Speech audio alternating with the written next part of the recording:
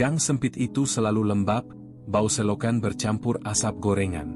Kontrakan kecil berdinding semen kasar berderet rapat, nyaris tak ada ruang tersisa. Di salah satu unit itulah Rahayu tinggal bersama suaminya, Darman. Hidup mereka sederhana, terlalu sederhana. Darman hanya pekerja pabrik dengan gaji pas-pasan. Setiap bulan mereka harus menghitung uang dengan cermat agar cukup hingga akhir bulan. Rahayu bukan perempuan pemalas. Ia bangun lebih pagi dari siapapun, memastikan rumah selalu rapi, makanan siap tersaji, dan suaminya berangkat kerja dengan perut kenyang. Wajahnya selalu tampak teduh, senyumnya ramah, tutur katanya lembut. Tetangga-tetangga mengenalnya sebagai perempuan baik-baik. Tapi ada yang tidak mereka tahu, Rahayu menyimpan rahasia. Di matanya, Darman terlalu lugu. Ia percaya hidup harus dijalani dengan kerja keras, bahwa rezeki akan datang selama mereka bersabar. Tapi bagi Rahayu, sabar bukan solusi. Ia ingin hidup lebih baik. Ia ingin Darman sukses, patuh, dan mereka tak lagi hidup dalam kekurangan. Namun, ia tahu harapan itu tak akan terwujud dengan sekadar menunggu. Kontrakan mereka hanyalah satu ruangan sempit dengan kasur tipis di lantai, dapur kecil di sudut, dan kamar mandi yang selalu lembab. Lampu neon berkedip-kedip, dindingnya penuh rembesan air hujan. Tak ada kemewahan, hanya keinginan besar yang menggantung di udara.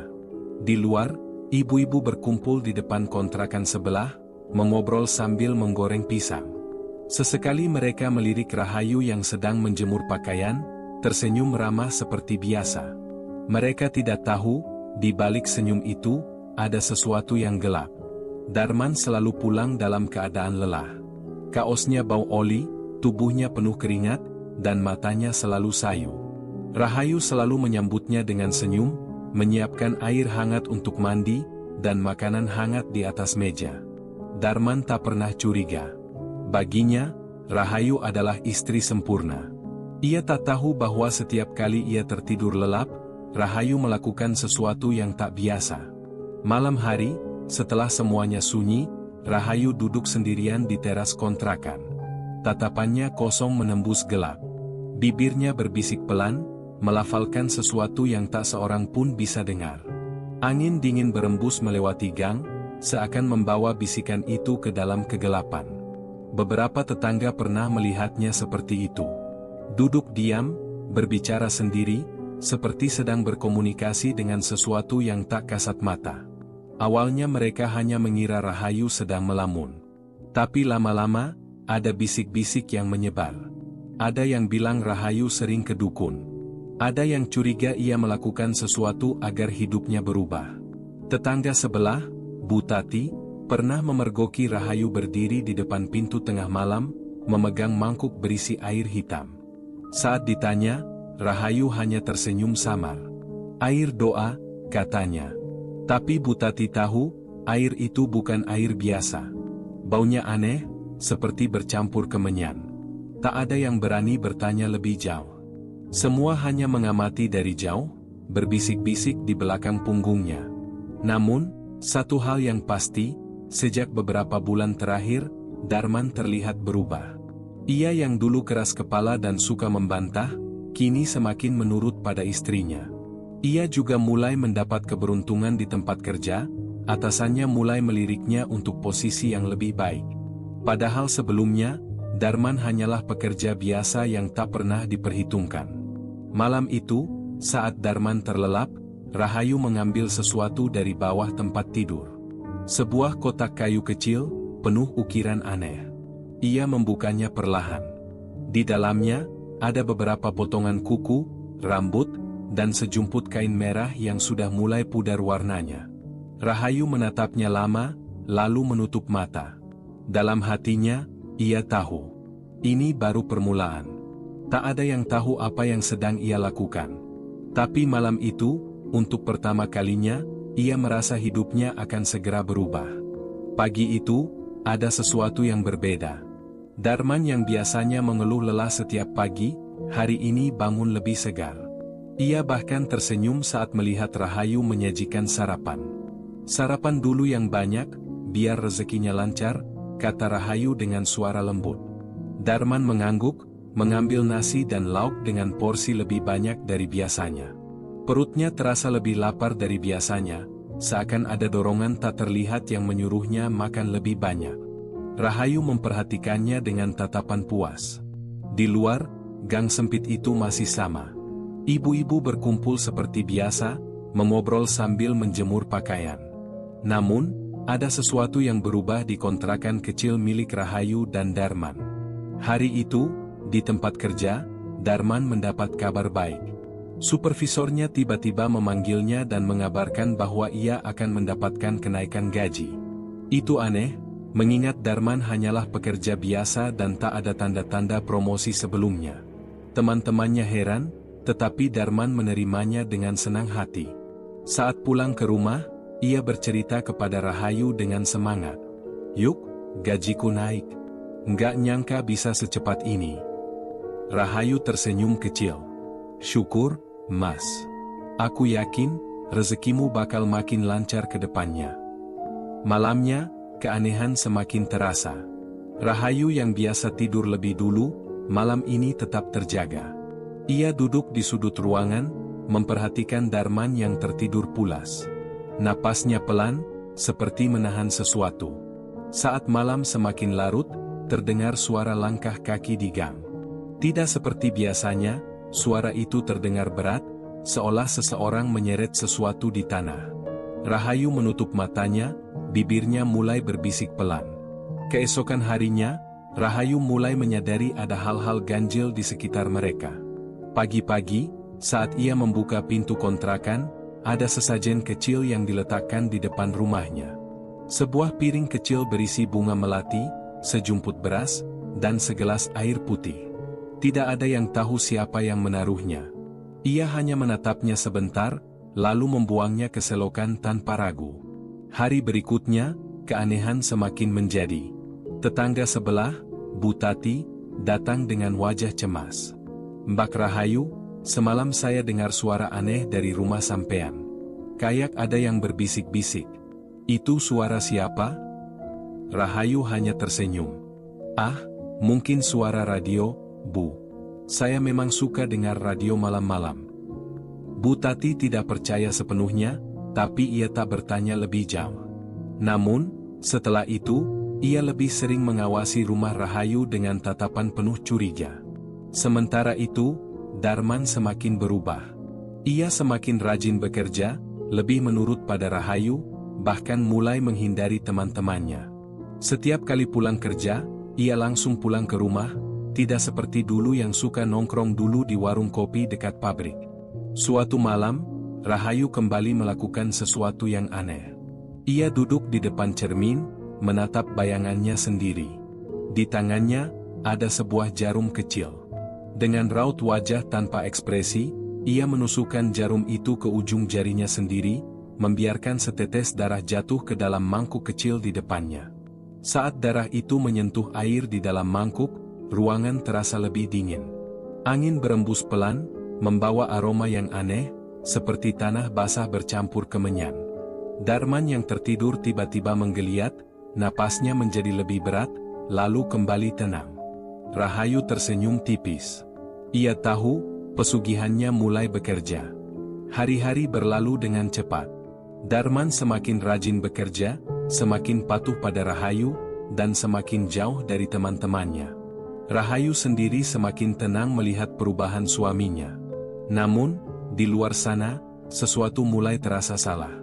Suatu sore, saat Darman baru saja pulang kerja, Bu Tati datang lagi, kali ini dengan wajah lebih serius. "Mbak Rahayu, maaf ya, saya nggak mau ikut campur, tapi beberapa malam ini saya lihat ada bayangan hitam di depan rumah sampean. Kadang berdiri lama, kadang hilang begitu saja. Sampean nggak lihat?" Rahayu tersenyum tipis. "Ah, mungkin cuma bayangan pohon, Bu. Saya juga sering lihat bayangan aneh, tapi yang nggak saya pikirin." Bu Tati masih ragu. "Tapi bayangan ini bukan cuma satu, Mbak. Kadang dua, kadang tiga. Kayak orang yang berdiri diam, kayak ngawasi rumah sampean." Rahayu meneguk ludah, tapi ia tetap menjaga ekspresinya. Makasih sudah ngasih tahu, Bu. Saya bakal lebih waspada. Setelah Bu Tati pergi, Rahayu menutup pintu dengan cepat. Ia berdiri di depan cermin kecil di ruang tengah. Tatapannya kosong.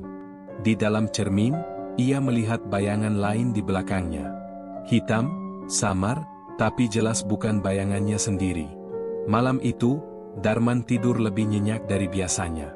Rahayu, sebaliknya, terus terjaga. Ia mendengar suara di luar rumah. Suara langkah kaki. Bukan hanya satu, tapi banyak. Seperti ada orang-orang yang mondar-mandir di depan rumah mereka. Dengan hati-hati, Rahayu mengintip dari celah jendela.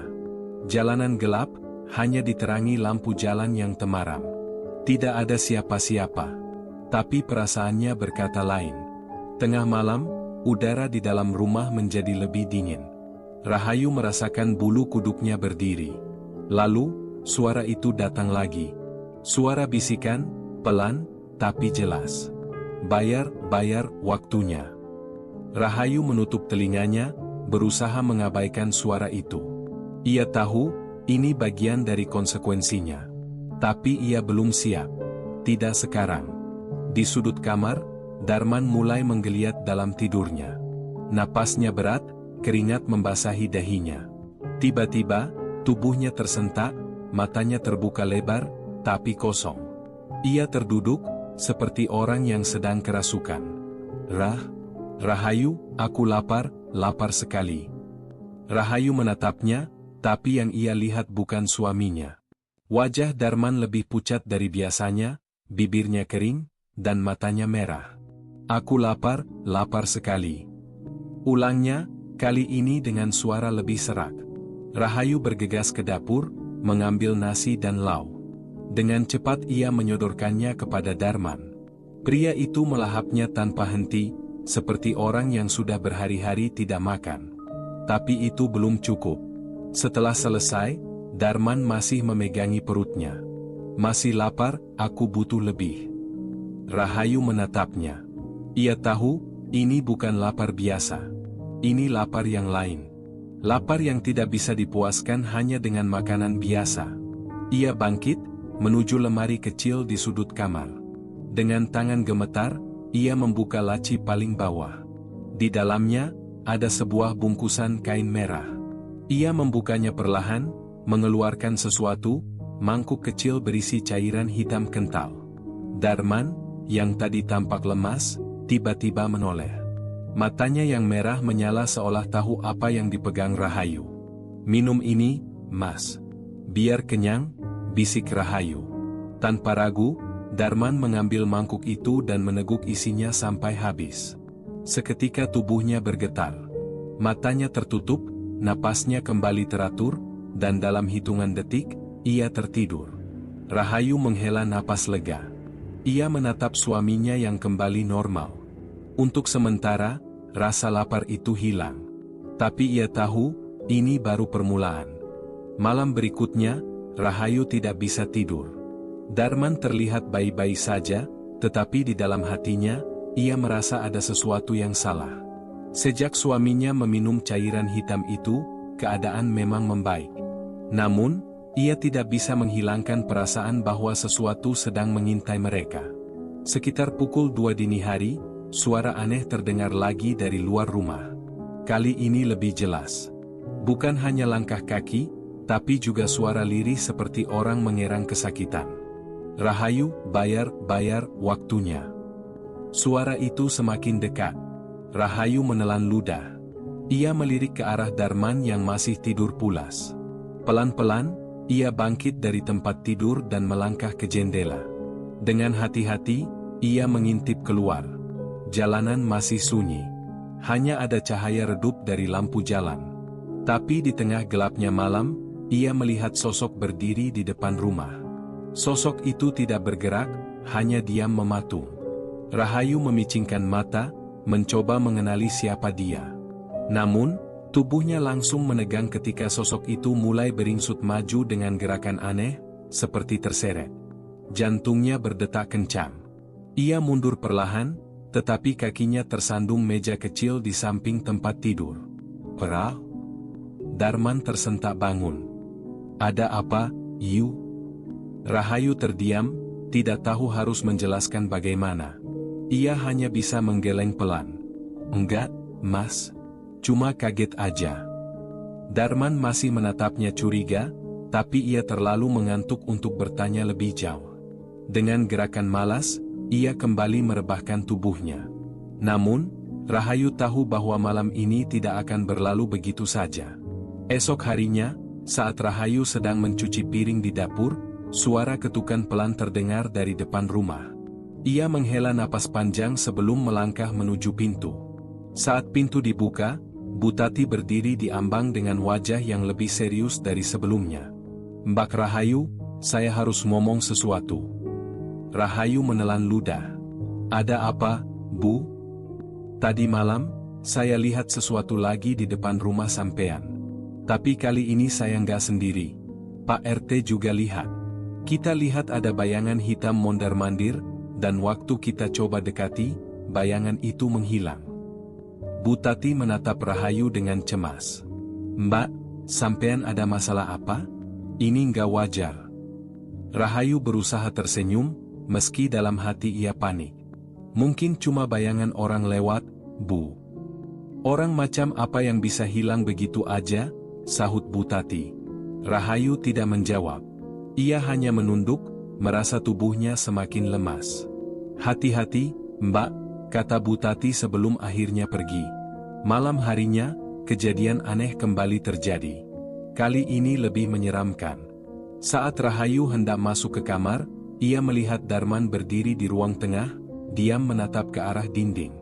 Ia tidak bergerak, tidak berkedip. "Mas?" panggil Rahayu pelan.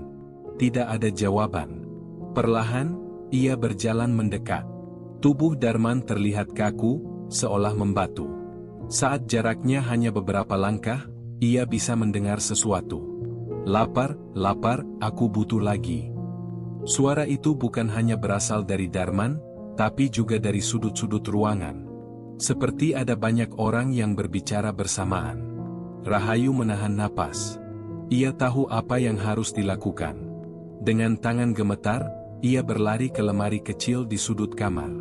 Dengan cepat, ia mengambil mangkuk kecil berisi cairan hitam yang masih tersisa. Tanpa pikir panjang, ia kembali ke Darman. "Mas, minum ini." Darman menoleh. Matanya merah dan cekung.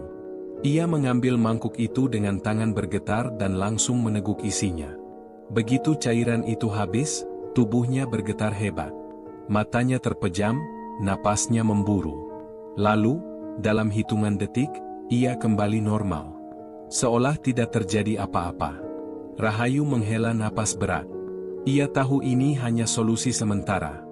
Mereka membutuhkan lebih banyak. Dan Rahayu tahu, untuk mendapatkan lebih banyak, ada harga yang harus dibayar. Rahayu duduk di sudut kamar, memandangi Darman yang kini kembali tertidur. Tubuhnya masih gemetar, pikirannya berkecamuk. Ia tidak bisa terus seperti ini, hidup dalam ketakutan. Ada sesuatu yang harus ia lakukan. Keesokan paginya, Rahayu memberanikan diri pergi ke rumah Bu Tati. Perempuan paruh baya itu menyambutnya dengan tatapan prihatin. "Mbak Rahayu, sampean baik-baik saja?" "Kelihatannya pucat," tanya Bu Tati sambil menarik kursi. Rahayu mengangguk pelan. "Bu, saya mau tanya sesuatu. Dulu, rumah yang saya tempati sekarang, pernah ada kejadian aneh enggak?" Bu Tati terdiam sejenak. Ia melirik keluar jendela, memastikan tidak ada orang lain yang mendengar. "Mbak, saya nggak tahu banyak. Tapi yang jelas, rumah itu dulu dihuni sama keluarga Pak Giman." "Pak Giman?" Rahayu mengernyit. "Iya, dia pedagang jamu. Istrinya sakit-sakitan. Anaknya juga sering kena musibah. Sampai akhirnya, Pak Giman mulai nyari jalan pintas biar usahanya laris." Jantung Rahayu berdetak lebih cepat. "Jalan pintas? Maksudnya pesugihan, Bu?" Bu Tati menghela napas panjang. "Itulah yang orang-orang bilang. Setelah istrinya meninggal, dia tetap tinggal di situ sendirian. Tapi lama-lama, dia jadi aneh. Malam-malam suka ada suara orang menangis dari rumahnya. Sampai akhirnya, dia tiba-tiba hilang tanpa jejak. Nggak ada yang tahu kemana dia pergi. Rahayu menggigit bibirnya. Ia tidak tahu harus berkata apa. Mbak Rahayu, saya nggak mau menuduh. Tapi kalau sampean ngalamin sesuatu di rumah itu, lebih baik cari pertolongan, lanjut Bu Tati. Rahayu hanya bisa mengangguk sebelum pamit pulang. Di sepanjang perjalanan, pikirannya berkecamuk. Jika benar yang dikatakan Bu Tati, maka cairan hitam yang diminum Darman kemungkinan ada hubungannya dengan pesugihan Pak Giman. Setibanya di rumah, ia melihat Darman sudah duduk di ruang tamu. Tapi ada yang aneh. Matanya kosong, seperti tidak benar-benar sadar. Mas? Darman menoleh lambat. Aku lapar lagi, Iu. Rahayu tercekat. Ia baru saja memberinya cairan hitam tadi malam, tapi kini Darman sudah meminta lagi. Mas, cairannya sudah habis, jawab Rahayu pelan. Darman menatapnya tajam. Cari lagi, Iu. Aku nggak bisa tanpa itu. Rahayu merasa napasnya berat. Dari mana? Aku nggak tahu harus cari kemana. Tiba-tiba, Darman berdiri. Ia mendekat, mencengkeram bahu Rahayu erat. Matanya semakin merah, napasnya memburu. Kalau nggak ada cairan itu, kita harus bayar dengan sesuatu yang lain. Rahayu terpaku. Ia tahu, batas mereka sudah semakin dekat. Jika ia tidak menemukan cara untuk menghentikan semua ini, sesuatu yang lebih buruk akan terjadi. Dan ia tidak yakin bisa menghadapinya. Rahayu tidak bisa lagi diam. Malam itu, saat Darman tertidur lelap, ia mengendap-endap keluar rumah. Ia tidak tahu harus kemana, tapi yang jelas ia harus mencari cara untuk menghentikan semua ini. Langkahnya membawanya kembali ke rumah Bu Tati. Perempuan paruh baya itu terlihat kaget saat melihat Rahayu berdiri di depan pintunya tengah malam. Mbak Rahayu? Ada apa? Bu, saya butuh bantuan. Suami saya berubah, dia jadi seperti bukan dirinya lagi. Dan dia terus minta cairan itu. Saya takut, Bu. Bu Tati menatapnya dengan raut wajah penuh kekhawatiran. Ia mempersilakan Rahayu masuk, lalu duduk berhadapan dengannya di ruang tamu. Mbak, kalau benar ini ada hubungannya dengan Pak Giman, satu-satunya cara untuk menghentikannya adalah dengan menghancurkan sumber kekuatan itu. Sumber kekuatan? Maksudnya? Bu Tati mengangguk. Saya pernah dengar cerita, pesugihan semacam ini biasanya punya benda yang menjadi penghubung antara pelaku dan kekuatan gaib yang ia pakai. Bisa berupa jimat, bisa juga benda lain yang digunakan dalam ritualnya. Rahayu langsung teringat pada botol kecil berisi cairan hitam yang ditemukan Darman di balik lantai kayu rumah mereka.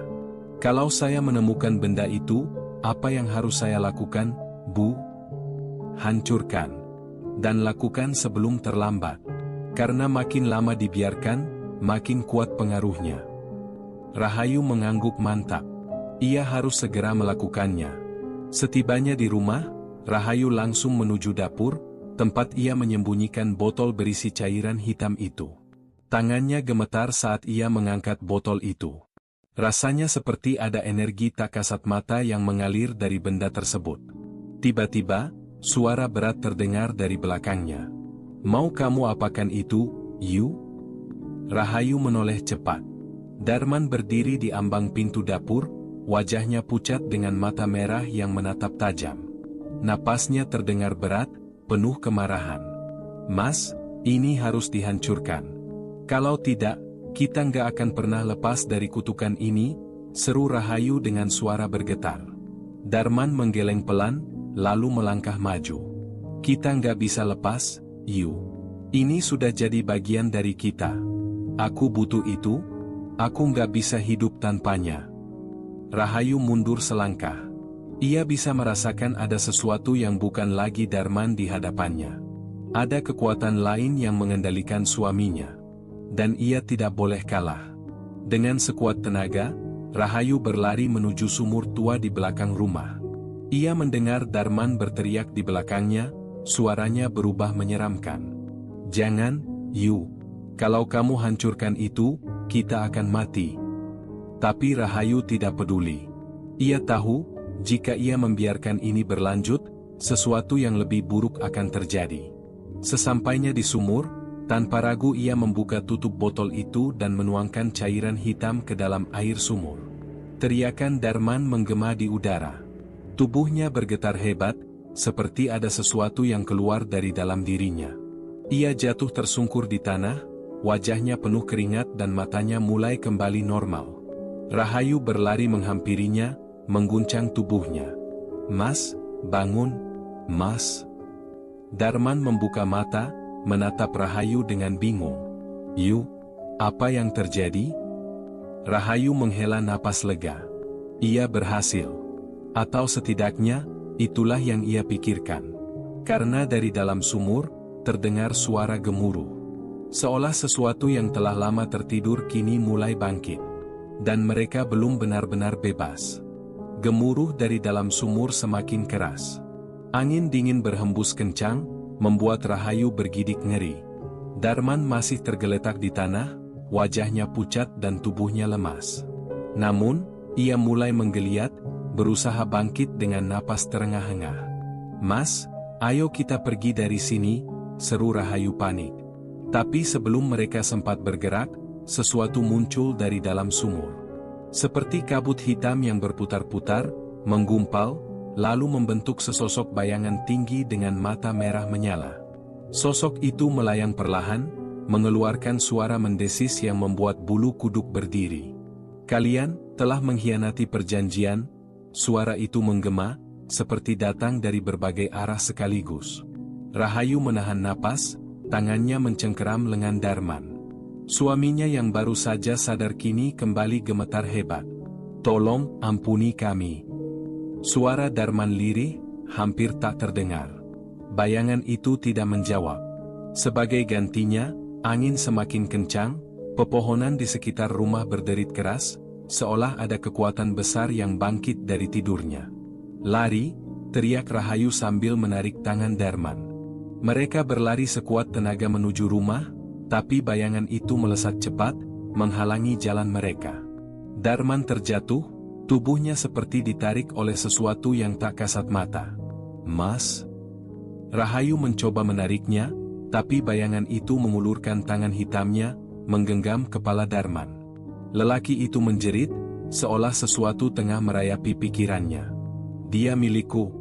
Dia telah menikmati berkah pesugihan ini." Rahayu menggertakkan giginya. Dengan sekuat tenaga, ia meraih batu besar di tanah dan melemparkannya ke bayangan itu. Batu itu menembus tubuhnya, tidak berdampak sama sekali. "Bodoh," suara itu mencemooh. "Apa kau pikir bisa lepas begitu saja?" Tiba-tiba, tubuh Darman kejang-kejang. Mulutnya terbuka lebar, dan dari dalamnya keluar cairan hitam pekat yang sama seperti yang dituangkan Rahayu ke dalam sumur tadi. Matanya berputar ke belakang, dan wajahnya mulai berubah, menjadi sesuatu yang bukan lagi manusia. Rahayu mundur, air matanya berlinang. "Tidak, Mas, bangun." Darman mengerang, tubuhnya bergetar hebat.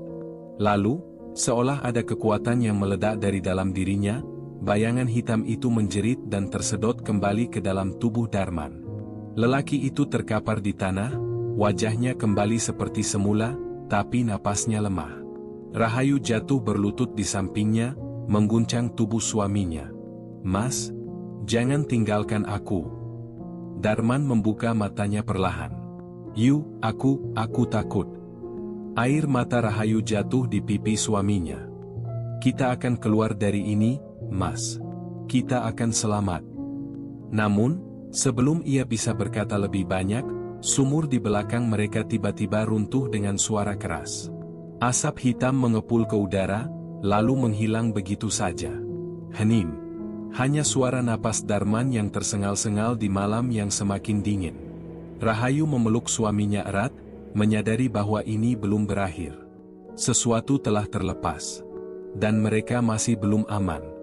Rahayu menyeret tubuh Darman ke dalam rumah dengan sisa tenaganya. Keringat dingin mengalir di dahinya, napasnya memburu. Pintu rumah segera ditutup dan dikunci, meski entah untuk apa, ia tahu kekuatan yang sedang mengintai mereka tidak akan terhalang oleh sekadar kayu dan kunci besi. Darman terbaring di lantai dengan mata setengah terbuka. Wajahnya masih pucat, dadanya naik turun dengan napas berat. Rahayu menggenggam tangannya erat. "Mas, bertahanlah."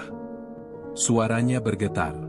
Darman mengerjap pelan, bibirnya bergerak, berusaha mengatakan sesuatu. "Yuk, kita tidak bisa lari dari ini." Rahayu menggeleng kuat. "Tidak. Aku tidak akan menyerah." Tiba-tiba, lampu di rumah berkedip-kedip, lalu mati total. Hanya kegelapan yang tersisa.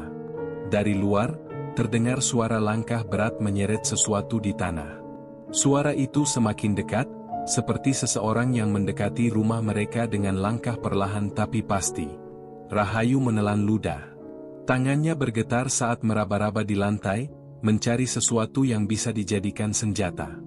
Namun, sebelum ia sempat menemukan apapun, suara ketukan terdengar di pintu. "To, to, to." 3 ketukan pelan tapi mematikan. Rahayu menahan napas. Tidak ada yang boleh tahu bahwa mereka ada di dalam. To, to, to. Ketukan itu semakin keras. Pintu berguncang, seperti ada sesuatu yang ingin masuk dengan paksa. Darman mengerang pelan. "Jangan buka. Apapun yang terjadi, jangan buka." Suara dari luar berubah menjadi geraman, diikuti dengan suara desisan mengerikan. "Kalian tidak bisa bersembunyi." Bisikan itu terdengar menusuk telinga. Rahayu mundur perlahan, menjauh dari pintu. Ia melihat sekeliling, mencari jalan keluar. Satu-satunya pilihan adalah jendela di belakang rumah. "Mas, kita harus keluar dari sini sekarang," bisiknya. Darman berusaha bangkit, tapi tubuhnya masih lemah. Rahayu membantu menopangnya. Mereka berjalan perlahan ke belakang, berusaha tidak menimbulkan suara. Namun, saat mereka hampir mencapai jendela, pintu depan tiba-tiba terbanting terbuka. Angin dingin menerpa wajah Rahayu. Bayangan hitam itu kini berdiri di ambang pintu, tubuhnya lebih jelas dari sebelumnya. Tingginya hampir menyentuh langit-langit, matanya menyala merah seperti bara api. Mulutnya yang menganga mengeluarkan kabut hitam yang memenuhi ruangan. "Kalian tidak akan bisa lari. Darman adalah milikku." Darman menggigit bibir, tubuhnya kembali gemetar.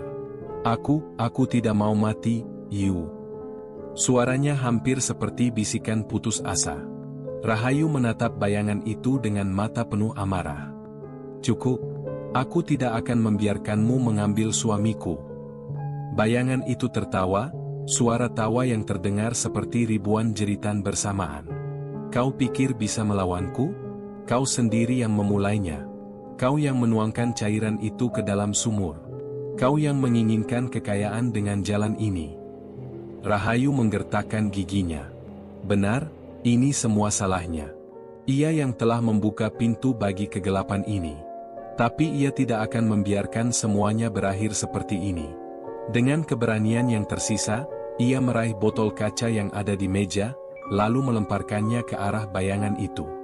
Botol itu pecah di udara, tidak menyentuh apapun. Bayangan itu kembali tertawa. "Tak berguna, kalian sudah milikku."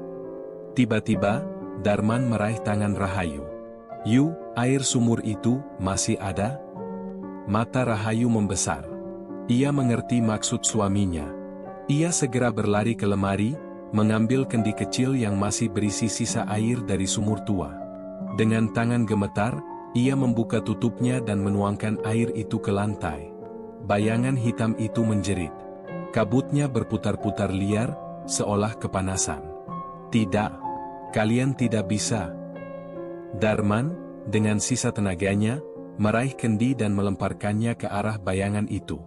Air hitam itu menyembur ke tubuh bayangan tersebut, membuatnya menjerit lebih keras. Sosoknya mulai bergetar, perlahan memudar.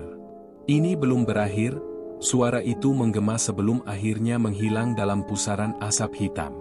Hening. Rahayu dan Darman terjatuh di lantai, tubuh mereka lemas. Napas mereka masih tersengal, Tetapi ancaman itu sepertinya telah pergi. Namun, di dalam hati kecilnya, Rahayu tahu, ini belum benar-benar berakhir. Rahayu dan Darman masih terengah-engah di lantai rumah mereka. Hawa dingin yang tadi begitu menusuk perlahan menghilang, digantikan oleh keheningan yang ganjil. Darman menggenggam tangan istrinya erat, seolah memastikan bahwa mereka berdua masih hidup. "Sudah pergi, Yu, sudah selesai," bisik Darman dengan suara lemah. Rahayu tidak menjawab. Ia memandang sekeliling, memastikan tidak ada bayangan hitam yang tersisa. Namun, sesuatu dalam hatinya tetap tidak tenang. Semua ini terasa terlalu mudah. Ia tahu, makhluk yang mereka hadapi bukanlah sesuatu yang bisa dikalahkan begitu saja. Namun, ia tidak ingin menambah beban Darman. Ia memaksakan senyum kecil. "Iya, Mas, sudah selesai." Mereka berusaha bangkit. Darman masih lemah, tapi ia memaksa dirinya berjalan ke kamar. Rahayu menuntunnya, lalu membaringkannya di tempat tidur. Ia menatap suaminya yang terbaring lemah, matanya berkaca-kaca. Darman telah melalui banyak hal. Ini semua salahnya. "Tidurlah, Mas. Aku akan berjaga," bisik Rahayu sambil membetulkan selimut Darman. Suaminya mengangguk pelan. Tak butuh waktu lama, Darman tertidur dalam kelelahan. Rahayu keluar dari kamar, menutup pintu perlahan.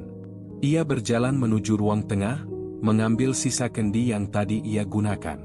Kendi itu kini kosong, hanya menyisakan tetesan air hitam di dasarnya. Tiba-tiba, bulu kuduknya berdiri. Ada sesuatu di balik jendela. Ia menoleh dengan gerakan perlahan. Jantungnya mencelos. Dari balik kaca yang buram, tampak bayangan seseorang berdiri diam. Sosoknya samar, namun matanya, 2 titik merah menyala, menatap langsung ke arahnya. Jantung Rahayu berdegup kencang. Napasnya tercekat. Ia ingin berlari, tapi tubuhnya membeku. Bayangan itu tersenyum. Rahayu ingin berteriak, tapi suara itu datang lebih dulu. "Kau pikir ini sudah selesai?" Seketika, lampu di rumah kembali berkedip-kedip. Udara berubah dingin. Lantai di bawah kakinya terasa bergetar. Rahayu mundur, tangannya meraba-raba meja di belakangnya mencari sesuatu. Apapun. Tapi sebelum ia sempat bergerak lebih jauh, sesuatu yang tak terlihat mulai mengetuk jendela. "To, to, to." Ketukan itu sama seperti sebelumnya. Pelan, tapi mengancam. Seakan ingin mengingatkan bahwa mereka belum bisa pergi dari teror ini. Rahayu menelan ludah. "Pergi," bisiknya, meski ia tahu percuma. Bayangan itu semakin jelas. Mulutnya bergerak, berbisik sesuatu yang tidak bisa dimengerti. Namun, perlahan, suara itu semakin keras, membentuk kalimat yang membuat darah Rahayu membeku. "Darman, sudah milik kami." Jantungnya serasa berhenti. Tidak. Itu tidak mungkin. Mereka sudah mengalahkan makhluk itu, bukan? Dengan sisa keberanian yang ada, Rahayu berlari ke kamar, membuka pintu dengan kasar. "Mas." Namun, ia langsung berhenti di ambang pintu. Darman masih terbaring di tempat tidur. Wajahnya tenang, terlalu tenang. Napasnya tidak terdengar. Rahayu melangkah mendekat, tubuhnya gemetar. "Mas, bangun, Mas." Ia mengguncang tubuh Darman. Suaminya tetap diam. "Mas." Rahayu berteriak, mengguncang tubuh itu lebih keras. Dan saat itulah, mata Darman terbuka. Matanya hitam legam. Senyum tipis terbentuk di bibirnya. "Aku sudah kembali, Yu." Bisiknya, tapi suaranya bukan milik Darman. Rahayu mundur dengan napas memburu. Tidak. Ini bukan suaminya. Dan di saat yang sama, suara ketukan kembali terdengar. "To, to, to." Namun kali ini, ketukan itu berasal dari dalam rumah. Rahayu terpaku di ambang pintu. Dadanya naik turun cepat, seiring dengan hawa dingin yang semakin menusuk di ruangan itu. Mata Darman yang hitam legam menatapnya tanpa berkedip, senyum tipisnya terasa asing. Itu bukan suaminya. To, to, to. Ketukan itu masih terdengar. Kali ini lebih dekat. Lebih nyata. Seolah berasal dari dalam kamar mereka sendiri. "Darman?" Rahayu berbisik, suaranya gemetar. "Masihkah kau suamiku?" Sosok di ranjang perlahan bangkit, kepalanya miring ke samping seperti tengah menganalisisnya. "Aku di sini, Yu. Aku suamimu. Kenapa kau takut?" Tubuh Rahayu semakin menegang. Ia tahu, ini bukan Darman. Lelaki itu mungkin masih bernapas, tetapi jiwanya sudah bukan miliknya lagi. Bayangan hitam mulai muncul di sudut ruangan, merayap dari celah lantai dan dinding seperti kabut tebal. Sosok itu mengalir, menyatu dengan tubuh Darman yang kini berdiri. Jantung Rahayu berdegup lebih cepat. Ia harus melakukan sesuatu. Ia meraba kantong bajunya. Tangannya gemetar saat menemukan benda kecil di dalamnya, sebutir biji saga yang diberikan dukun tua di pasar minggu lalu. "Jika kau terpojok, remaslah ini, maka kebenaran akan terungkap," kata dukun itu. Tanpa berpikir panjang, Rahayu meremas biji saga itu. Seketika, hawa di ruangan berubah. Udara terasa lebih berat, dan jeritan panjang menggema dari mulut Darman. Bayangan hitam yang menyelimuti tubuhnya terhempas ke belakang, seperti disedot oleh kekuatan yang tak terlihat. Darman jatuh tersungkur ke lantai, tubuhnya kejang-kejang. Mata hitamnya perlahan kembali ke warna aslinya. "Yu, tolong aku." Suaranya lirih, penuh kesakitan. Namun, bayangan hitam itu tidak menghilang begitu saja. Sosok itu melayang ke langit-langit, membentuk wajah yang lebih jelas, sesosok perempuan tua dengan rambut panjang menjuntai dan mata penuh kebencian. "Tak ada yang bisa lari dariku," suara itu menggelegar, memenuhi setiap sudut rumah. Rahayu meraih kendi yang masih tergeletak di meja. Air hitam yang tersisa di dasarnya beriak pelan. Ia ingat sesuatu. "Mas, bangun. Kita harus menyelesaikan ini bersama." Darman menggeliat, tubuhnya lemas, tetapi tangannya bergerak ke arah Rahayu. Dengan sisa tenaga, ia meraih kendi itu dan menumpahkan isinya ke lantai. Jeritan menggema. Bayangan hitam itu berputar-putar di udara, menggeliat seolah terbakar sesuatu yang tak kasat mata. "Tidak. Tidak. Kalian tidak bisa mengusirku." Cahaya putih tiba-tiba meledak dari titik air yang menyentuh lantai. Bayangan itu menjerit lebih kencang sebelum akhirnya menghilang dalam pusaran angin yang entah datang dari mana. "Henim." Darman terkulai di lantai. Rahayu berlari ke arahnya, menggenggam wajah suaminya yang penuh peluh. "Mas, kita berhasil." Darman membuka mata perlahan. "Apa, sudah selesai?" Rahayu mengangguk. Ia ingin percaya bahwa ini benar-benar akhir dari semua teror. Namun, sebelum ia sempat menarik napas lega, sesuatu terdengar dari belakangnya. "To, to, to." Ketukan itu kembali. Dan kali ini, datang dari dalam dadanya sendiri. Tamat.